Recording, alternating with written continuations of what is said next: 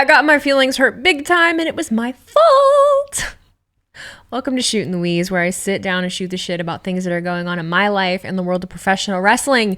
And everyone will tell you that you should leave your emotions out of the internet. You know, don't let people see the human side of you. Don't let people see the things that bother you. Don't say anything about them, because whatever you water grows. I like to tell people a lot that when it comes to things online, and it's true. You know, if you bring attention to someone and someone finds your weakness, they're going to continue on with it, and they're going to beat you over the head with it, and they're going to make your life miserable. Okay? I fucked up. I did. And I knew I did it, but there was a part of me, we're going to be behind the scenes for a minute. We're going to be behind the scenes for a minute, because I feel like if you're watching this or if you're listening to this, you're someone that is pretty into my stuff and you know who I am. And so I feel like I can be a little more honest with you. So if you don't know, I'm friends with a pretty big creator, and there has always been this running joke between myself and that big creator, not even between the two of us, but from our audiences, right? Where they're fantasy booking a WrestleMania match between the two of us. And it's this funny thing. And I thought it was funny and haha, you know, like it's a joke. Okay. And for me, this particular creator is larger than I am. They're way better at doing this than I am. And so I was like, you know what? I'm going to run with it. You know what? I'm going to run with it. Let's see if I can get a little bit of exposure from it, because, you know, sometimes they'll tell you, you know, all exposure is good exposure. That is horseshit. That is not true.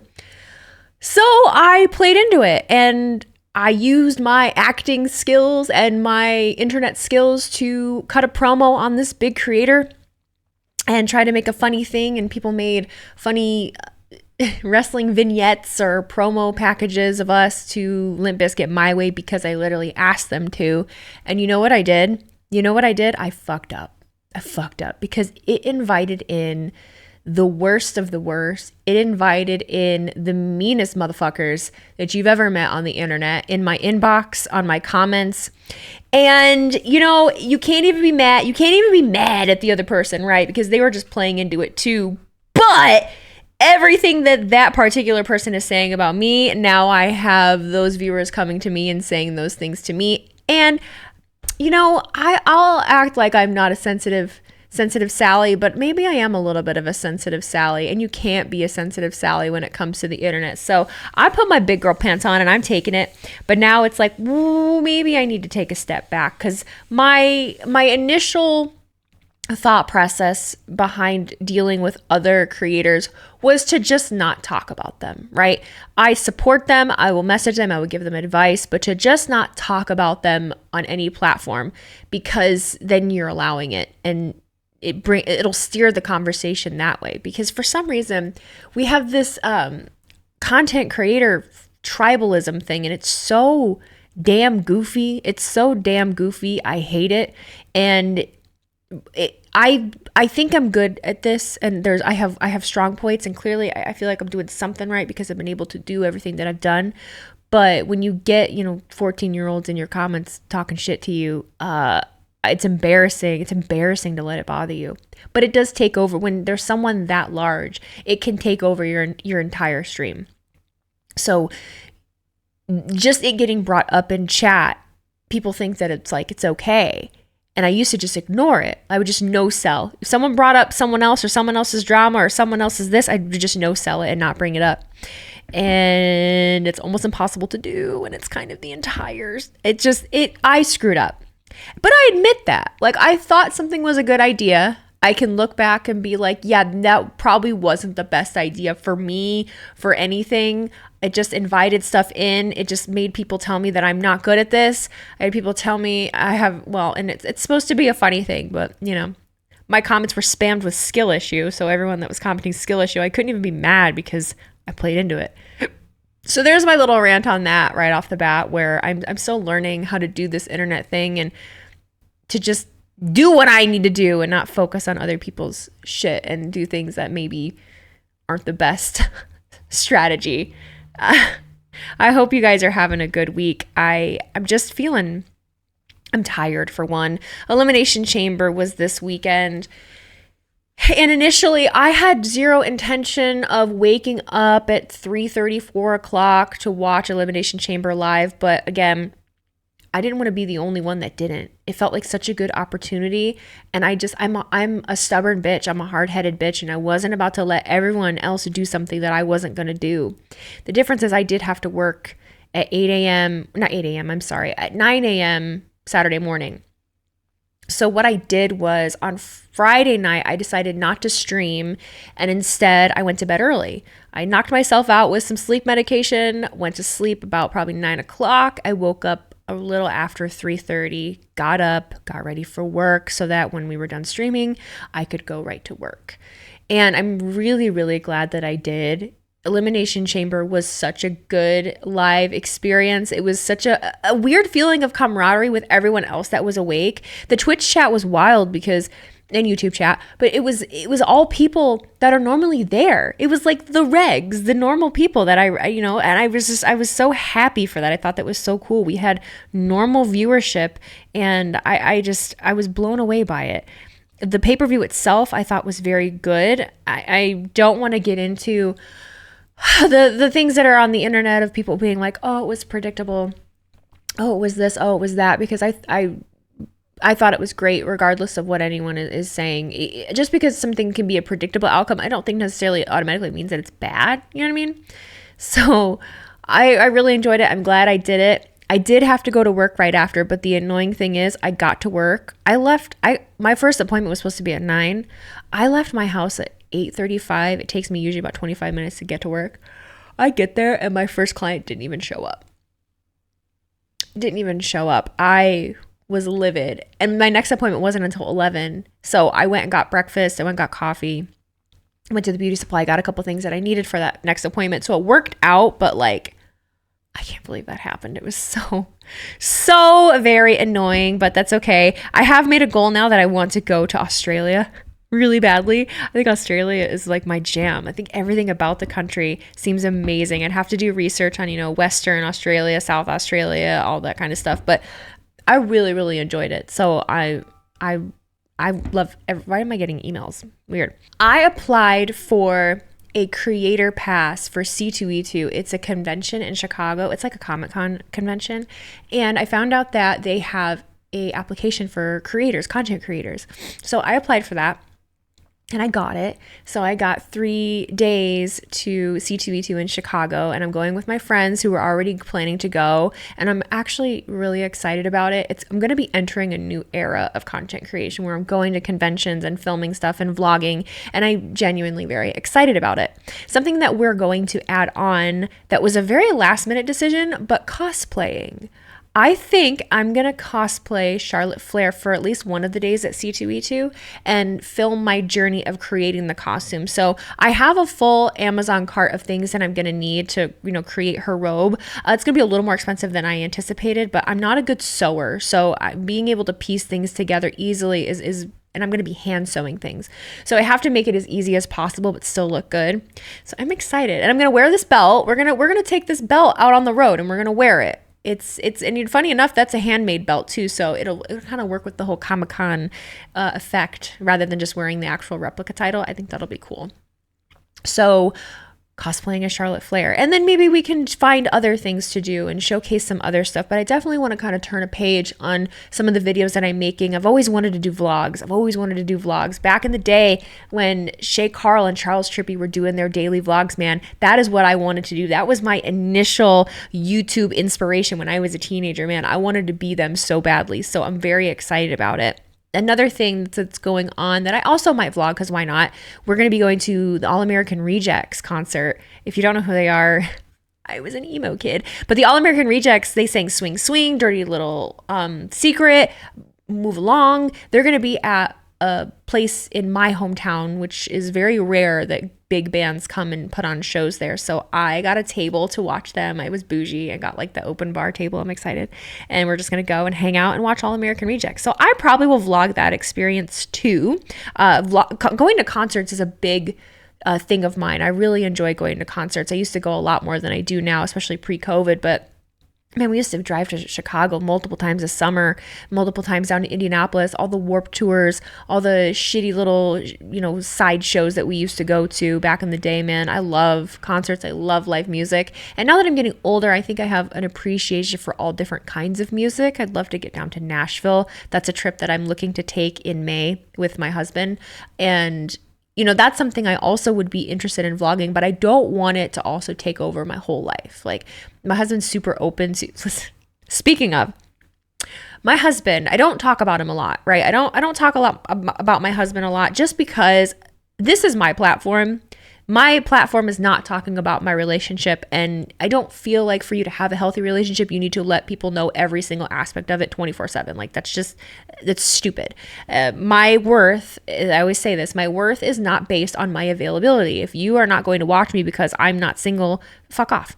But he's a quiet dude, but he's very much into, he's a YouTube dude, okay? So he watches people lay concrete. He watches car people, Vice Grip Garage, all those people. He enjoys doing that.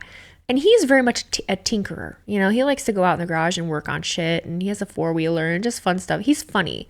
So I really want to get him a GoPro. I'd like to get a GoPro for both of us to use. I think we could both utilize it. I'd like to get a GoPro and just have him start making stuff. And the only thing is, I would be the one that has to edit it because he doesn't know anything about technology or computers. We'd have to give him a crash course for sure to learn how to even use social media. It's not his jam, but I think it would be fun and funny and give him his own little platform and something to do because he watches it. He likes it. I know that he can do it. But yeah, I don't want the aspect. I don't want to be filming my relationship all the time and making content like that. We're not one of those TikTok couples that's going to make content. Like, no, I don't have to do that. And we also don't even he doesn't even like wrestling. Like, yeah, I can make some stuff asking him things about wrestling that he doesn't know. I've wanted to do that with him and my friends for a while. It's just kind of finding the time to do it. When I do finally get to see my friends, because I don't get to see them often, I don't want to shove a camera in their face and be like, hey, can you help me make this video? That's just not the kind of person that I am. It'll be a broken record saying anything like this, but the negativity of the online world will eat you alive if you allow it. I have watched TikTok implode. It implodes honestly every couple weeks, to be fair, but just the shit that I've been seeing and the stuff that I've been watching reminds me why I really took a step back from it and removed myself from a lot of people and situations and not agreed to work with everyone on everything. But you come to find sometimes that in doing that, it gets pretty lonely. It does get pretty lonely. I've had to really lean back into people in my life, even though they don't understand this space or necessarily what I'm doing. But the good thing is that even though they don't understand it, they're very supportive of it. So I do really appreciate that. But man, not everyone is built for this. Not everyone's built for this. You can't, as much as you might want to, you can't lash out at every single thing that happens that upsets you just because, like I said at the beginning of this, what you water grows. Whatever you bring attention to, that is what's going to grow, and that is what will get spotlighted. And if you focus on that negativity all the time, it's not going to work. I don't know how the fuck I've ended up here, and I'm thankful for it, and I love it, and I do think I'm good at it. But man, the stuff that I see people fall into, I got to learn to not be judgmental and understand everyone's emotions are different and everyone handles things differently. But I don't know. Sometimes I just want to take you aside and sit you down and be like, look, stop doing this. Sometimes you really do. You just want to tell people don't do this. And I'm not right about everything, but sometimes I feel like I'm right about a lot of stuff. I do really like being right. It's a character flaw of mine. I like being right about stuff. If we're in an argument about something and I'm pretty damn sure that I'm right, I will tooth and nail fight it, and then I will Google it to make sure that I am correct and find 3 sources that make it obvious that I'm correct. So I have a love-hate relationship with WrestleMania season because it's super busy and it's so exciting because so many cool things are happening, but in the same token you get asked the same questions over and over and over again. So right now it's just the same cycle of things that we have zero answers to. Like, who do you think is winning, Cody or Roman? Or do you think The Rock is going to help Cody win WrestleMania? Do we think we get any surprises? Are they going to make Rhea and Becky into a triple threat? Are they going to make it into a fatal 4-way? What's going to happen? And it's just, I'm tired, y'all. Like, I'm just tired. I don't know. I don't know. And I don't know how anyone else can like sit around and act all majorly confident about booking decisions that I know nothing about. Like, I don't fucking know what they're going to do. And I don't know how many times I can say it. Like, I don't really care to analyze it that much to even find out. You know what I'm saying? Like, I don't know what direction they're headed.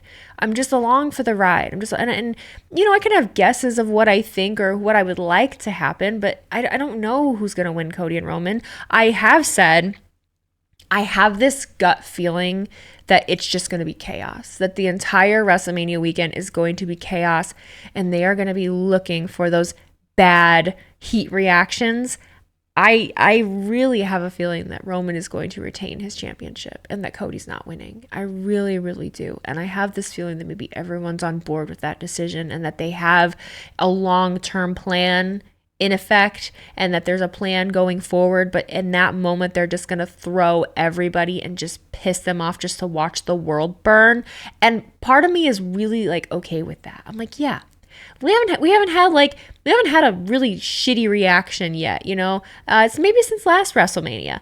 We haven't had a real like boo, this sucks, like booing Roman out of the building after Royal Rumble. Like something, we need something like that. We need a flashback. We need a flashback. We need a recall of The Rock lifting Roman Reigns' arm in the air in the middle of the ring and everyone in Philadelphia just rioting in the streets and booing him out of the building. I think that is probably best case scenario. I think we need that in our lives. Okay, this is a shoot of all shoots because I took a little break in between recording because someone called me, and I get on TikTok real quick and I see this trailer for Ricky Stenicki, right? So this Ricky Stenicki trailer is John Cena. It's coming out March 7th. And I go to the comment section and I'm reading the comments, and the first thing I see is the humiliation initiation is real. They got him. Katt Williams is correct. Katt Williams said it. He's going to be a huge star now. Okay. So I don't know what's going on. What's happening? Now, we talked about the Ricky Stenicki thing a few times because John Cena made an OnlyFans of Ricky Stenicki. I did not subscribe to this OnlyFans. Maybe I should. Maybe we'll do that.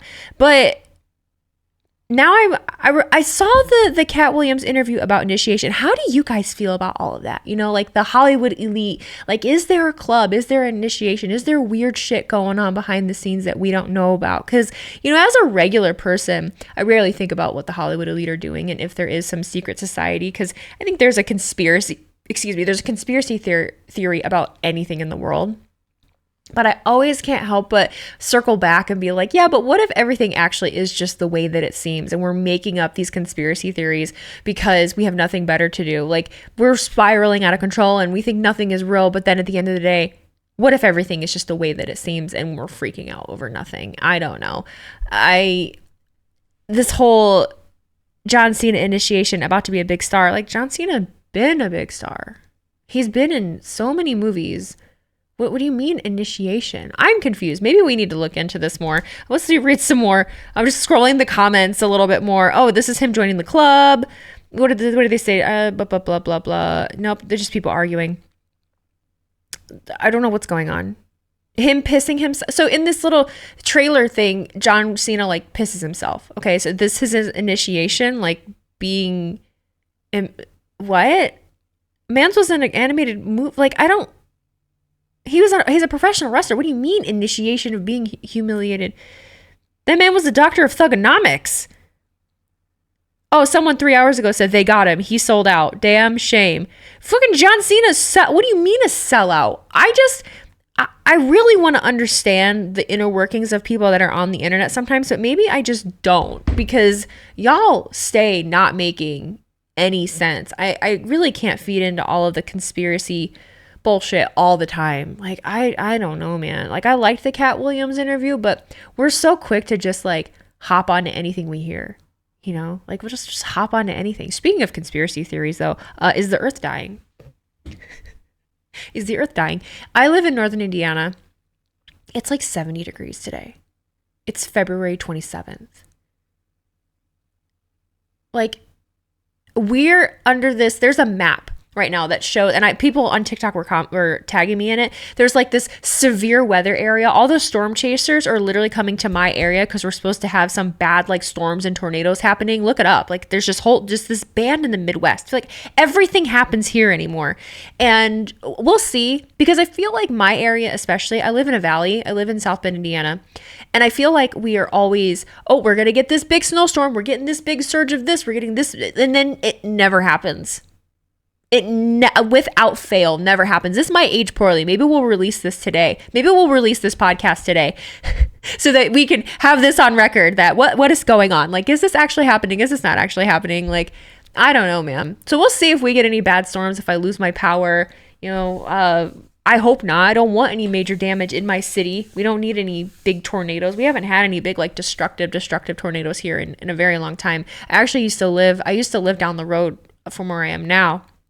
And my old house was right in the path of a tornado I didn't live there at the time, but they were telling me how it destroyed everything in its path. Like just that one little area, it's called Crumbstown. Craziness. My one friend that lived down the road said that he was down in the basement with his mom. And after the tornado hit and it cleared, they walked up and the whole roof of their kitchen was just missing. Like they had to have their house completely rebuilt. It was wild. It was insane. The Crumbstown, Indiana tornado. Look that up. It's a real thing. Oh, something else that happened this week. I was just scrolling on TikTok while I was at work in the break room, and I'm scrolling along doing my thing, and I come across this TikTok of Butterbean. Do you guys remember Butterbean? He was a boxer, and I honestly, I'm not gonna lie, I know him just from the Jackass movies. I remember there was that skit or I don't even remember if it was one of the movies or if it wasn't just a regular episode, but Johnny Knoxville was going into retail stores with Butterbean and having a boxing match with Butterbean. And Butterbean like knocks the shit out of him, and he ends up having like a cut on the top of his head that he has to get stitched open. And Johnny Knoxville goes, "Is Butterbean okay?" Core memories. But Butterbean got help from DDP Yoga. I didn't realize that Butterbean was in such bad shape, but if you go on TikTok or Instagram or wherever, look for DDP and find the video. But Butterbean is genuinely hunched over. I mean, he's supposed to be having a hip replacement, but he can't get it because he's so obese. So DDP helps him get stronger and lose weight, and Butterbean is doing so well, and he loses all of this weight, and he's able to get his hip replacement, and then he's walking again, and he's thinking like, oh, I thought I was going to be dead in just a few years, but here I am. Thank you for helping me. It was really, really heartwarming, and I just love DDP. Like, if anything ever comes out about DDP being a piece of shit, I'm going to lose my mind. We have so much of that happening right now where I feel like you can't be a fan of anybody because it just inevitably turns out that they're just a piece of shit. If DDP for some reason turns out to be one of the pieces of shit, I'm going to lose my mind. You can't be a fan of anybody. Like, never meet your heroes. Almost everyone has some kind of dirt bullshit that just makes them an awful person. I'm so over it. I had to get rid of things that I had in my stream background because of people being bad people. Like, make it stop. That's really all I have to ramble about today. I feel off today. I feel anxious. I did start off with the topic that we talked about at the beginning of the day. I've just been dealing with that the last day, and my anxiety is just kind of through the roof. And, I don't know that I ever feel totally confident in anything that I'm doing, and I just feel off and icky and like I'm not doing enough. And a lot of that goes into the ADHD thing that I'm navigating. I also just found out that my insurance didn't cover any of my testing. So I think I'm anxious about having to pay that on top of everything else. So there's just a lot going on at the moment. Just a lot going on behind the scenes, but for the most part, we're doing okay. Thank you for being here. We're still on the road to WrestleMania. I ain't fucking going nowhere. You're not getting rid of me. Talk all the shit you want to talk. Fucking come at me. I ain't going nowhere. Try me. Take care, everybody. Have a good day.